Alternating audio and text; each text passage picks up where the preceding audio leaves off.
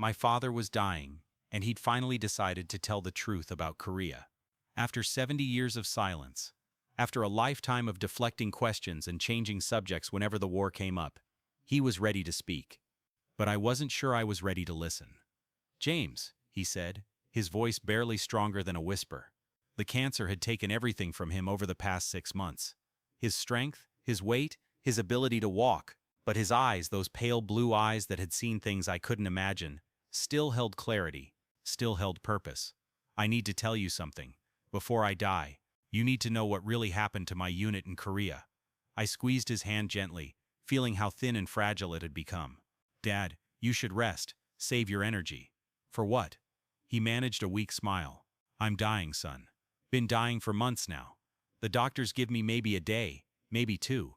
I've saved my strength for this. For telling you the truth, I should have told decades ago." The hospice room was quiet except for the soft beeping of monitors and the whisper of oxygen flowing through his nasal cannula. Outside the window, the sun was just starting to rise, painting the sky in shades of pink and orange that seemed too beautiful for the moment we were in. "I want to hear it," I said, though part of me wondered if that was true. "Whatever you need to tell me, I'm listening." My father took a labored breath, his chest rising and falling with effort. "I was 19 years old when I shipped out to Korea. Chinese had just entered the war. Everything was chaos. They told us we'd be home by Christmas, that the war was almost over. But it wasn't almost over. It was just beginning the worst part. I'd heard this part before. The basic facts of his service were known to me.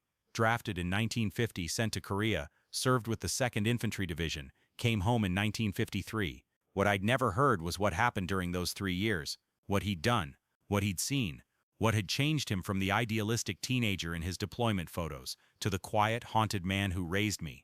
My unit was Baker Company, 2nd Battalion. 73 men when we deployed. Good men. Farm boys from Iowa, factory workers from Detroit, college kids like me who thought we were invincible. His grip on my hand tightened slightly. We were assigned to hold a position near the Chosin Reservoir. November 1950. Coldest winter on record, 30 below zero, and the Chinese were coming.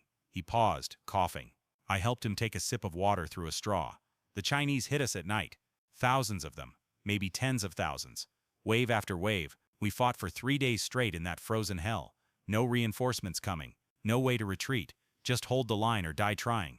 "I know about Chosin," I said quietly. "One of the worst battles of the war. Massive casualties on both sides." "What you don't know," my father said, his voice dropping even lower, "is what happened on the 4th day. What I did, what we all did, what the army covered up for 70 years. My blood ran cold. This was it, the secret he'd carried his entire life, the truth that had shaped every day since Korea, but had never been spoken aloud. Tell me, Dad, whatever it is you can tell me." He closed his eyes for a moment, and when he opened them again there were tears. "On the morning of the 4th day, Chinese forces overran our position. We were out of ammunition, out of food, out of options. They captured what was left of our company, 42 men still alive out of the original 73. They marched us north, told us we were going to a prisoner of war camp. You were captured? You never told us you were a POW, because I wasn't, not officially. What happened next never made it into any official records." His breathing became more labored, but he pushed on. "We marched for 2 days, through snow and ice. Men were dying from exposure, from wounds that had never been treated, from exhaustion. By the time we reached what we thought would be the POW camp, we were down to 37 men. I had a terrible feeling about where this was going. But there was no camp, just a village. Small place, maybe 200 people. And the Chinese commander told us this village had been collaborating with American forces, told us they'd provided intelligence, food, shelter to enemy troops. And as punishment, as an example, we were going to help eliminate the traitors. Oh God, Dad. He gave us a choice," my father continued, his voice breaking now. "Execute the villagers, or be executed ourselves." He said American prisoners who helped enforce Chinese justice would be treated well, sent to actual POW camps, might survive the war. American prisoners who refused would be shot immediately and left to freeze in the snow. The horror of what he was describing started to sink in. My father, at 19 years old, starving and freezing and traumatized by 3 days of combat, had been forced to make an impossible choice. "What did you do?" "We did what we had to do to survive." The tears were flowing freely now, running down his weathered cheeks. 37 American soldiers executed approximately 160 Korean civilians over the course of 6 hours. Men, women, children, everyone in that village who the Chinese identified as collaborators. I felt like I couldn't breathe. My father, The man who'd taught me right from wrong, who'd raised me with strong moral principles, who'd been quiet and kind my entire life, was confessing to participating in a massacre. Some of the men refused, he continued. 5 of them said they wouldn't murder civilians no matter what. The Chinese executed them on the spot, shot them in the head and threw their bodies in a ditch. The rest of us, we chose to live. We chose our own survival over the lives of innocent people. Dad, you were prisoners. You were being forced under threat of death. That's not the same as, isn't it? He looked at me with those haunted eyes. We made a choice, James. Maybe it was the only choice we could make and still survive. But we still made it. We still pulled the triggers. We still killed innocent people to save ourselves. My father shifted in the bed, wincing with pain despite the morphine. The nurse had told me he was refusing higher doses, wanting to stay lucid for this conversation even though it meant suffering. I need to tell you everything, he said. Every detail. Because if I don't tell someone, if this dies with me, then those people died for nothing. They'll just be forgotten, erased from history like they never existed. Then tell me, Dad. I'm here. I'm listening. He took another sip of water, gathering strength. The village was called Yongsan-ri. At least that's what the Chinese told us. Small farming community, in a valley about 40 miles north of where we'd been captured. When we arrived, the villagers were already gathered in the central square. The Chinese had rounded them up during the night. Men, women, children, elderly. Everyone. His voice took on a distant quality, like he was seeing it all again. The commander's name was Colonel Wu. I'll never forget his name, his face, the sound of his voice. He spoke perfect English, had probably been educated in America before the war. He explained very calmly what was going to happen. He said the village had betrayed China by helping American forces. He said in war, collaboration with the enemy is treason, and treason is punished by death. Then he turned to us, 37 starving, frozen, traumatized American prisoners, and he said we had a choice. We could demonstrate our cooperation with Chinese authority by helping execute the traitors, or we could join them in death. He gave us 30 seconds to decide. I couldn't speak, just sat there holding my father's hand while he relived the worst moment of his life. 5 men said no immediately. Private Johnson from Tennessee, Corporal Martinez from Texas, Private First Class O'Brien from Boston, Private Chen from San Francisco, and Private Roberts from Alabama. They said they wouldn't kill civilians, said they'd rather die than become murderers. My father's voice cracked completely. Colonel Wu didn't hesitate. He pulled his sidearm and shot all 5 of them, one after another, in the head, while we watched. Then he asked the rest of us again, execute the villagers or join the dead Americans in the ditch. The remaining 32 of us, we looked at each other. We looked at our dead friends. We looked at the terrified villagers. And we made our choice. We chose to live. What happened next? I asked, though I wasn't sure I wanted to know. The Chinese gave us rifles. American rifles they'd captured, actually. M1 Garands. Each rifle had 8 rounds. They lined the villagers up in groups, and they told us to fire. My father was sobbing now, his whole body shaking with the effort of confession and grief. I can still see their faces. The old man at the front who looked at me with such sadness, like he understood we didn't want to do this but were going to anyway. The mother holding her young daughter, trying to shield her with her own body. The teenage boy who tried to run and was shot down by a Chinese guard before any of us could fire. It took 6 hours because they kept bringing more groups. The Chinese had identified 160 villagers as collaborators or their family members. They made us kill them in small groups so we could see each face, so we couldn't just fire into a crowd and pretend we hadn't killed specific individuals. They wanted us to know exactly what we were doing. Some of the men couldn't do it, couldn't pull the trigger even with a gun to their own heads. The Chinese would shoot them, and the rest of us would have to continue. By the end, there were only 27 of us left, 27 Americans who'd chosen survival over morality. 27 murderers. The sun was fully up now, morning light streaming through the window. I could hear staff moving in the hallway outside, starting their morning rounds. Normal life continuing, while my father confessed to atrocities. What happened after the massacre? The Chinese kept their word, in a way. They marched us to an actual POW camp. Took another week of brutal marching through the snow. 3 more men died on the march. Exposure, wounds, despair. So 24 of us made it to the camp. The camp was north of Pyongyang. Brutal conditions, freezing cold, minimal food, disease. But we were alive, and we were together, which meant we could maintain our agreement. We would never speak about what happened in Yongsan-ri. Before we arrived at the camp, Colonel Wu took us aside and explained the terms very clearly. He said if we ever testified about the massacre, if we ever reported what happened, the Chinese would release documentation proving American soldiers had participated. They had photographs. They had witness statements from the Chinese guards who'd supervised. They had enough evidence to destroy us all as war criminals. So we agreed to stay silent, all 24 of us. We swore we'd never speak about Yongsan-ri, never acknowledge the massacre happened, never admit what we'd done. We'd tell anyone who asked that we'd been captured at Chosin, held as regular POWs, and knew nothing about any civilian deaths.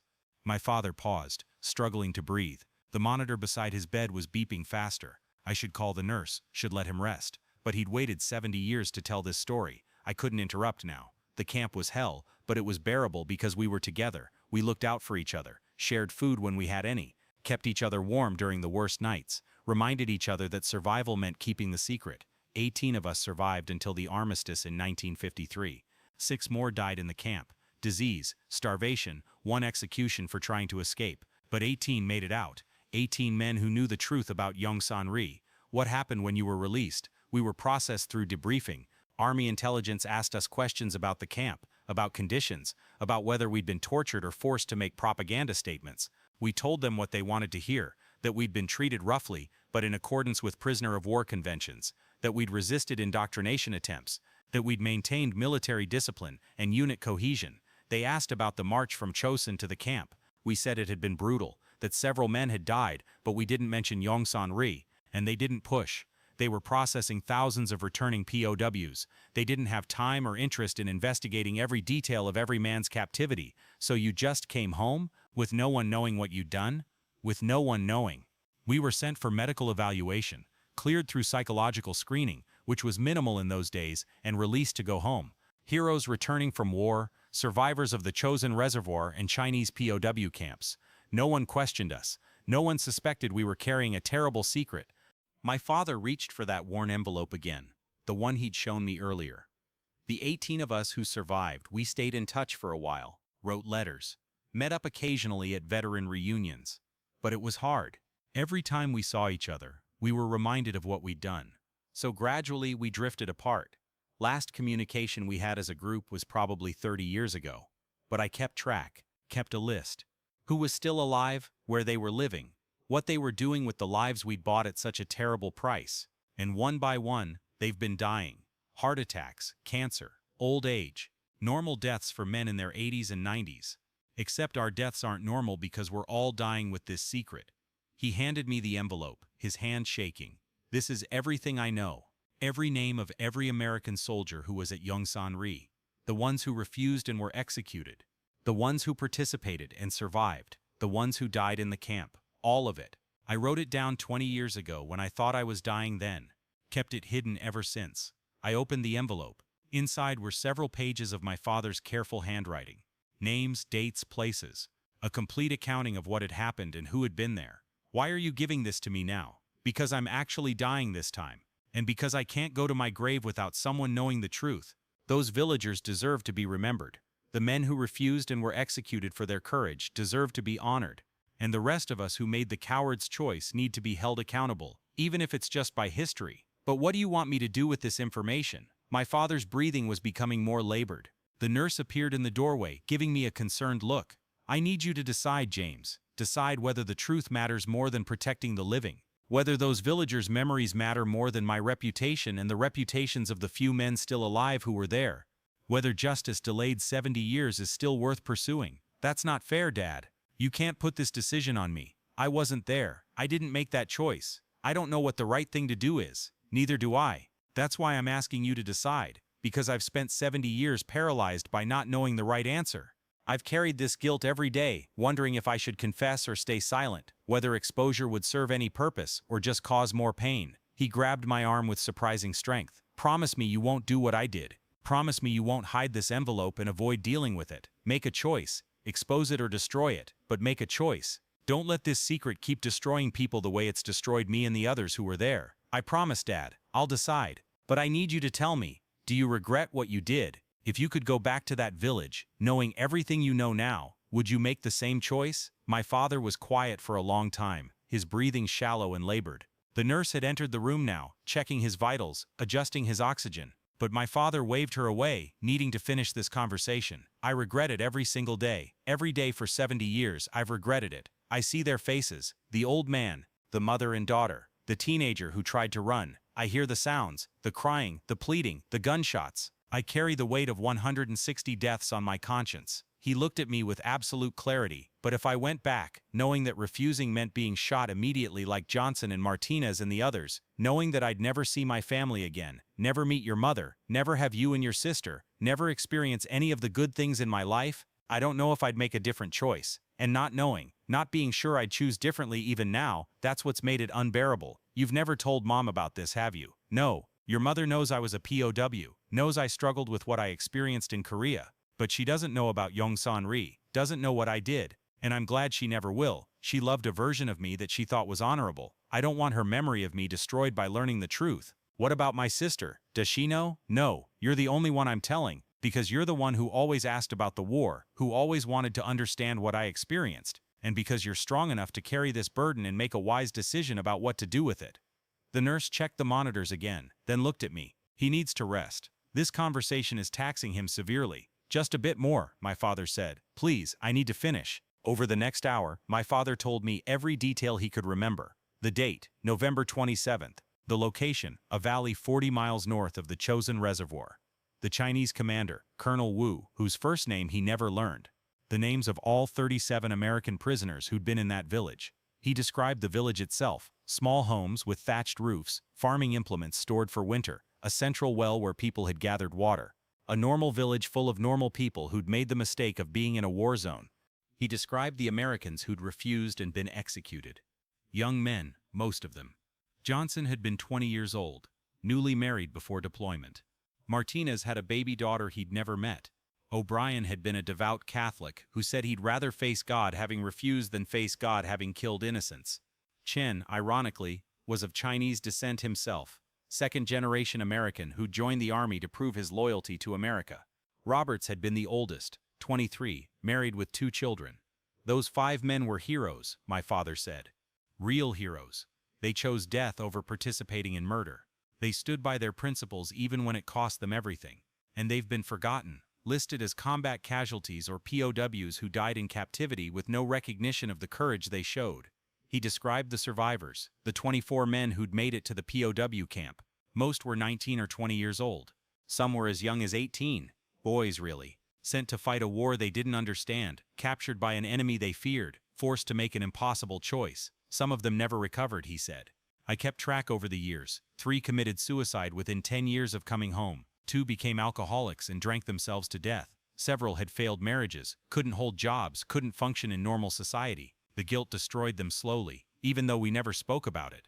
And the others did what I did, buried it, compartmentalized it, went on to build lives, marriages, careers, families. We functioned, we survived, but we were all carrying this weight, all wondering if we'd made the right choice, all seeing those faces in our nightmares. Of the 18 who made it home, only 4 are still alive, including me. John Peterson lives in Oregon. Thomas O'Malley is in Florida. Robert Chen is in California. All of us in our late 80s or early 90s. All of us dying. All of us carrying the same secret. My father coughed violently, and this time the blood on his lips was more pronounced. The nurse insisted on checking him, adjusting his morphine despite his protests. I need you to understand something, he said when he could speak again.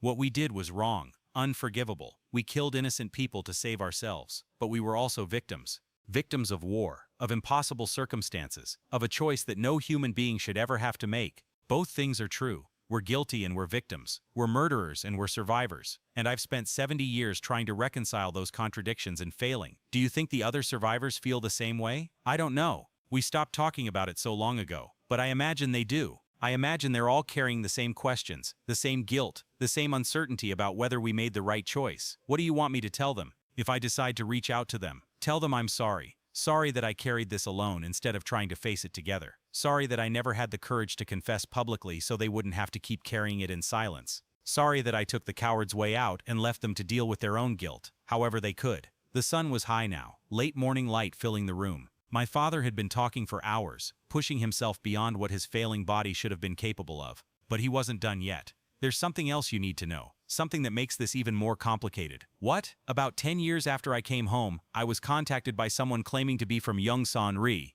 A man who said he'd been a child in the village, had survived the massacre by hiding, had eventually made it to South Korea and then to America. My heart stopped. What did he want? He wanted to know if I was one of the American soldiers who'd been there. He'd been trying to find survivors, trying to piece together what had happened to his family and his village. He had memories of American soldiers being forced to participate, and he wanted to know the truth. What did you tell him? I lied. Told him I'd been a POW at a different camp, that I'd never heard of Yongsan-ri, that he must have me confused with someone else, and he believed me, or pretended to. Either way, he never contacted me again. My father's voice was barely a whisper now, but he sent me a photo before we stopped corresponding. A photo of his family taken before the war, and I recognized them, recognized the faces from that day in the village. His father was the old man I'd told you about, the one who'd looked at me with such sadness. His mother and sister were among those we'd killed. Oh God, Dad, I've kept that photo all these years. It's in my dresser drawer at home, hidden under some old clothes. A reminder of exactly who I killed. Not anonymous villagers, but a man whose son survived and tried to find answers about what happened. Did you ever try to contact him again, to tell him the truth? No, I was too much of a coward, too afraid of what it would mean to confess, too worried about protecting myself and the other survivors. So I let him keep searching for answers I could have given him. Let him wonder what really happened to his family. This was almost too much. The massacre itself was horrific enough, but the idea that a survivor had reached out, had been within reach of the truth, and my father had lied to protect himself, that added a whole new dimension of moral failure. Do you know if he's still alive? If he's still looking for answers? I don't know. This was decades ago. He'd be in his 70s or 80s now if he's still alive. But his name was Kim Jae-sung, and his last known address is in the envelope with everything else. If you decide to expose the truth, he deserves to be one of the first to know. The nurse returned with the doctor. They checked my father's vitals, had a quiet conversation I couldn't hear, then turned to me. He doesn't have much time left, the doctor said gently. A few hours at most. You should say your goodbyes. But my father gripped my hand. Not yet. I need to make sure James understands everything. Needs to know what I'm asking him to decide. He turned back to me, mustering his last reserves of strength. The choice you have to make isn't simple. It's not just about whether to expose a war crime or protect old men. It's about balancing justice for the dead against mercy for the dying. It's about whether truth served 70 years late accomplishes anything or just causes more pain. If you expose this, here's what will happen. The 4 surviving Americans will be exposed as war criminals. We'll probably face prosecution despite our age. War crimes don't have a statute of limitations. Our families will be devastated. Our reputations will be destroyed. Everything we built in the 70 years since Korea will be overshadowed by what we did in that village. But those 160 villagers will finally be properly memorialized. Kim Jae-sung and any other survivors will finally have answers about what happened to their families. The 5 Americans who refused and were executed will be recognized as heroes, and the historical record will be corrected to acknowledge this atrocity. If you stay silent, the opposite happens. We die with our reputations intact. Our families never learn the truth. The survivors who've been searching for answers never get them, and those villagers remain forgotten, erased from history, their deaths covered up forever. Both choices have enormous costs. I couldn't decide, so I'm asking you to decide for me. But whatever you choose, I want you to know I'll understand. I'll accept your judgment from beyond the grave. And I'm sorry for putting this burden on you. My father's breathing was becoming more and more labored. The end was clearly near, but he had one more thing to say. James, I need you to promise me something else. Something more important than what you decide about the confession. What, Dad? Promise me you won't let this destroy you the way it destroyed me. Whether you expose the truth or keep it hidden, don't let it consume your life. Don't let it poison your relationships and steal your joy and turn you into a haunted shell like I became. I loved your mother. I had a good life by any objective measure. But I never fully enjoyed any of it because I was always carrying Yongsan-ri. Always seeing those faces. Always wondering if I deserved the happiness I had when I'd bought it with 160 innocent lives. Don't do that. Whatever you decide, make your peace with it and move forward. Be better than I was. Be the person I should have been but was too broken to become. Tears were streaming down my face now. I promise, Dad. I'll decide and then I'll live with the decision. I won't let it destroy me. Good. That's good. He smiled weakly. You're a better man than I ever was. I'm proud of you. Always have been. Those were his last coherent words. Over the next hours he drifted in and out of consciousness. Sometimes he'd mumble things. Names of soldiers from his unit. Korean phrases he'd learned during the war. Apologies to people I couldn't identify. The morphine had finally taken full effect, dulling his pain but also pulling him away from clarity. I sat with him through the afternoon and into the evening, held his hand, watched the monitors gradually decline, thought about everything he'd told me and the impossible decision he'd left in my hands. He died just after midnight, as the clock marked the transition to a new day. Peacefully, the nurse said, finally unburdened, I thought. But the burden hadn't disappeared. It had just transferred to me. In the weeks after the funeral, I began my investigation. I couldn't make a decision about exposing the truth without first verifying it was actually true. My father had been elderly and ill. Maybe his memories were distorted. Maybe what he remembered as a massacre had actually been something else. Maybe the guilt had warped his perception over 70 years. I started with military records, filed Freedom of Information requests for information about Baker Company, 2nd Battalion, 2nd Infantry Division, requested records of American POWs captured at the Chosin Reservoir, asked for any documentation of Americans held at camps north of Pyongyang. What I found confirmed the basic facts of my father's story. His unit had been at the Chosin Reservoir. They'd suffered massive casualties. The number was later revised to 37, then to 24. 18 eventually returned home after the armistice. But there was no mention of Yongsan-ri, no record of any American prisoners being forced to participate in executing civilians, no documentation of the 5 soldiers who'd refused and been executed for it. I contacted the National Archives, asked if there were any classified files from the Korean War that might contain information about this incident. A helpful archivist searched but found nothing. Either the records didn't exist, or they were classified at levels even she couldn't access. Next, I tracked down the other survivors. John Peterson in Oregon was suffering from advanced dementia. His daughter told me he had occasional lucid moments but mostly lived in the past, often believing he was still in Korea. I visited him anyway. Mr. Peterson, I'm James Harrington. My father was William Harrington. You served together in Korea. Peterson looked at me with clouded eyes. Then something seemed to click. Bill Harrington? Is Bill here? He died last month. But before he died, he told me about Yongsan-ri. The change in Peterson was immediate. His eyes sharpened, his body tensed. No, we all swore we'd never speak about that. He had to tell someone before he died, and now I need to know. Is it true? Did it happen the way he said? Peterson started crying, his old hands trembling. We didn't have a choice. The Chinese were going to kill us. We were starving, freezing, watching our friends die. We just wanted to survive. Is that so wrong? To want to live? His daughter intervened, asked me to leave, but I'd gotten my answer. Peterson's reaction confirmed it was true. Thomas O'Malley in Florida initially refused to speak with me, but after several phone calls and a letter explaining that my father had confessed on his deathbed, he finally agreed to meet. We met at a park near his retirement community. He was frailer than I'd expected, using a walker, but his mind was sharp. Your father told you everything? He asked. Everything. Yongsan-ri, the choice you were given, the 5 who refused, the 160 villagers. O'Malley nodded slowly. I've been waiting 70 years for this day, wondering when someone would finally break the silence. And I'm relieved it's finally happening, even though I'm terrified of what comes next. My father left me all the documentation, names, dates, everything, and he asked me to decide whether to make it public. What are you going to do? I don't know. That's why I'm here. I need to hear from you. Do you want the truth exposed? Do you think it would serve any purpose after all this time? O'Malley was quiet for a long time, watching children play on the playground nearby. I have great-grandchildren now, 5 of them, beautiful kids with whole lives ahead of them. And I think about the Korean children we killed in Yongsan-ri. They should have had lives too, should have grown up, had their own children and grandchildren. But we took that from them. So you think the truth should come out? I think those people deserve to be remembered, deserve to have their deaths acknowledged, instead of being covered up and forgotten. But I also think about my own children and grandchildren, about what it will do to them when they learn their father and grandfather is a war criminal, about how they'll have to carry that shame for the rest of their lives. He looked at me directly. I don't envy your decision, James. There's no right answer, just different kinds of wrong. Robert Chen in California was the most forthcoming. When I explained why I was reaching out, he invited me to his home immediately. I've kept detailed records, he said, showing me boxes of documents.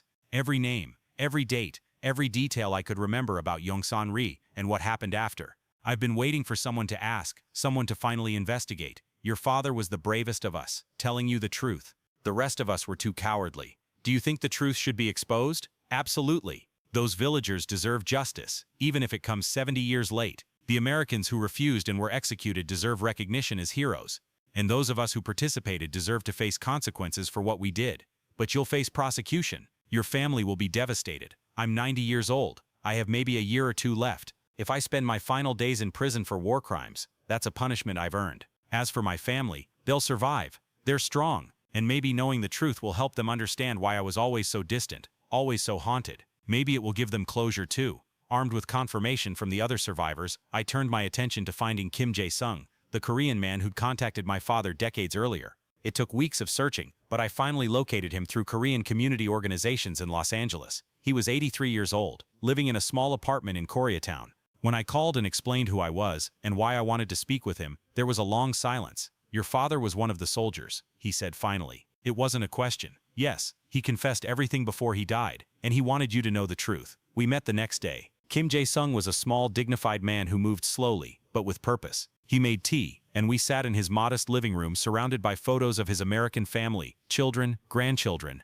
a life built after unspeakable loss. "I was 7 years old," he began. "The day the Chinese came to our village with American prisoners, I remember hiding in a root cellar with my younger brother while we heard the gunshots. We stayed hidden for 2 days, terrified to come out. When we finally emerged, everyone was dead. My parents, my older sister, my grandparents, everyone except the children who'd hidden with us. I spent my whole life wondering what happened, wondering why American soldiers would kill civilians, wondering if my memory was wrong, if maybe it had been Chinese soldiers and I'd confused it in my childhood trauma. But I never forgot seeing Americans with guns, being forced by the Chinese to shoot. When I found your father decades ago, I thought I'd finally get answers, but he denied everything, said he'd been at a different camp, didn't know anything about Yongsan-ri, and I believed him because I wanted to believe Americans wouldn't lie about something like that." Kim looked at me with eyes that held 7 decades of unanswered questions. "Tell me the truth. Tell me what really happened to my family." And I did. I told him everything my father had confessed, the choice the American prisoners had been given, the 5 who'd refused and been executed, the 32 who'd participated to save their own lives, the cover-up that had lasted 70 years.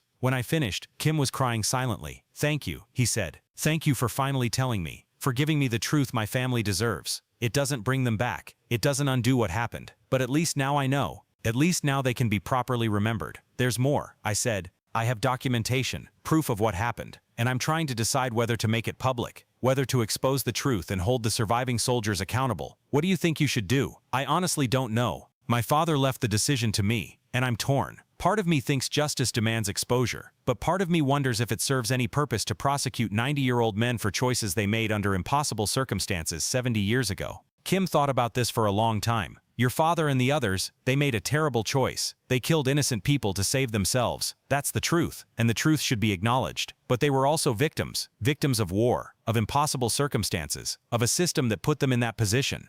I don't think they should escape justice. But I also don't think punishment is the most important thing. What matters most is that the truth is known, that my family and the other villagers are properly memorialized, that the 5 Americans who refused are recognized as heroes, that the historical record is corrected. If exposing the truth means prosecution for the survivors, so be it. But if there's a way to acknowledge what happened without destroying old men in their final days, I'd prefer that. Justice is important, but so is mercy. And maybe after 70 years, mercy matters more." I spent months wrestling with the decision. I read about war crimes, about impossible moral choices, about the long-term effects of keeping terrible secrets versus exposing them. I consulted with historians, ethicists, lawyers specializing in international law. What I learned was complicated. Yes, what happened at Yongsan-ri was a war crime. Yes, the American soldiers who participated bore responsibility even though they acted under duress. But prosecuting them 70 years later when they were all elderly and dying would be legally complicated and ethically murky. Moreover, the political will to pursue such a case simply didn't exist. The Korean War was ancient history.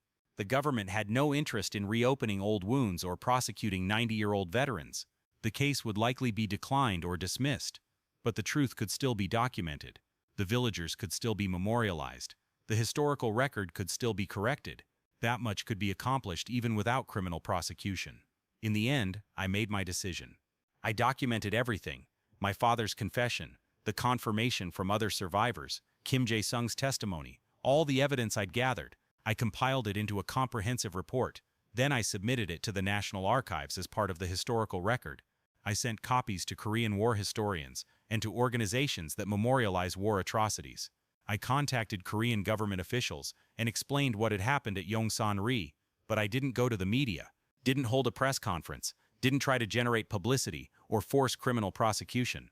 I let the truth exist in the historical record, available to anyone who looked, but not sensationalized or weaponized, and I worked with Kim Jae-sung and Korean authorities to create a proper memorial for the victims of Yongsan-ri, a memorial that acknowledged what had happened, named the victims, and recognized the 5 American soldiers who'd refused to participate and been executed for their courage. John Peterson died before the memorial was completed. Thomas O'Malley made it to the dedication ceremony, frail and in a wheelchair but insistent on being there. Robert Chen gave a speech acknowledging his participation and expressing remorse for the lives taken. "We made a terrible choice," he said. "We chose to live at the cost of innocent lives. We can never make that right. We can never undo what we did. But we can at least ensure these victims are remembered, that their lives mattered, that their deaths weren't covered up and forgotten." Kim Jae-sung thanked him, thanked all of us for finally telling the truth, for giving his family and the other victims the recognition they deserved. "Justice delayed 70 years is not full justice," he said. "But it's better than no justice at all, better than silence and cover-up. My family's deaths are finally acknowledged. That matters." Robert Chen died 3 months after the memorial dedication. Natural causes, peaceful in his sleep. He'd made his peace with what he'd done, and found a measure of redemption in finally acknowledging it. "I never reported my father's confession to law enforcement, never pushed for criminal prosecution. I decided that at 90, having carried the guilt for 70 years, having confessed on his deathbed, having ensured the truth was finally documented, that was enough. Justice and mercy had to coexist somehow, and this was the balance I chose." The memorial at Yongsan-ri stands now. It lists the names of the 160 villagers who were killed. It acknowledges they were executed as part of a war crime, and it honors the 5 American soldiers who refused to participate and were killed for their courage: Johnson, Martinez, O'Brien, Chen, Roberts, heroes who chose death over complicity. My father's name is not on the memorial, neither are the names of the other Americans who participated. That would require a different kind of accounting, a different conversation about culpability and circumstances, and the impossible choices war creates. Maybe someday that conversation will happen. Maybe historians will uncover the full truth and judge the men who made that terrible choice. Maybe the world will grapple with the moral complexity of what happened at Yongsan-ri and come to some conclusion about guilt and responsibility. Or maybe the truth I've preserved will simply exist in archives and academic papers, acknowledged but not prosecuted, remembered but not sensationalized. I don't know if I made the right decision. I still struggle with it. Still wonder if I should have done more or less. Still question whether the balance I struck between justice and mercy was the right one. But I kept my promise to my father. I made a choice instead of hiding from it. I ensured the truth was documented instead of buried. And I didn't let the weight of his confession destroy me the way his guilt had destroyed him. My father died having finally told his truth. Kim Jae-sung died 3 years later having finally received answers about his family. The other survivors died knowing their secret had been exposed, but also knowing they'd face some measure of accountability. And the villagers of Yongsan-ri, killed 70 years ago in a war crime that was covered up for generations, are finally properly remembered. It's not perfect justice. It's not full redemption. It's not enough. But it's what we have. Truth, told late but told at last. Acknowledgement, delayed but finally given. Memory, preserved against the forces that tried to erase it. Sometimes, that's all we can hope for. Sometimes, that has to be enough.